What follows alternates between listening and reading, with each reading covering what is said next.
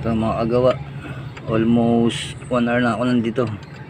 6 PM ako pumunta dito para baklasin tong alternator. Ngayon kinakabit ko na siya.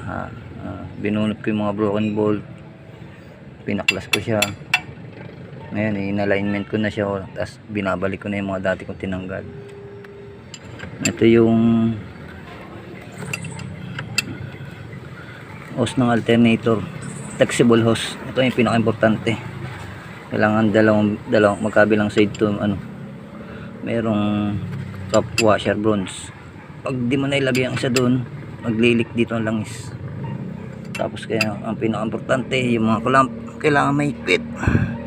Yung mga hapit talaga, hindi pwedeng hapit titi lang makagawa. Yung mga hose, may mga pressure yan kailangan malakas ang grip. Dapat lagi natin dino-double check bago tayo mag-finish. Double check pa rin yan, higpitan natin maigi. Okay na, tapos yung mga wire na lang tatap ko. Tapos higpitan ko lang sa ilalim na 2 volts para hindi steady na tong alternator na to. Tapos yung mga wire, tinanggal ko mga wire. Ito wire. Oh, yun, tapos na. Siguro mga 20 minutes na lang. Okay na to.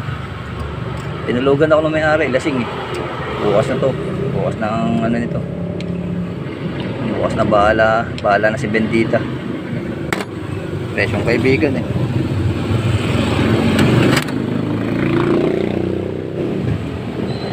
sa mga wala akong pakalam. Sa mga basher ko dyan na mahilig manira, wala akong pakalam sa inyo. Kasi ako ginagawa ko lang best ko.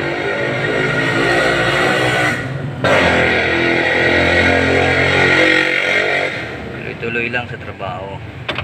Isa lang dumating opportunity, kaya i-grab na natin. Hanggat mga oras, kaya naman na sa oras, bigyan natin, tapusin natin yung trabaho. Bigyan lang natin yung best natin.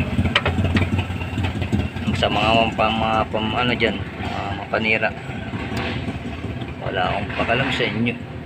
Hindi naman ako kumakain sa palad nyo. Hindi nyo nakikita yung sakripisyo ko. Gumawa ka rin, hindi puro kawa.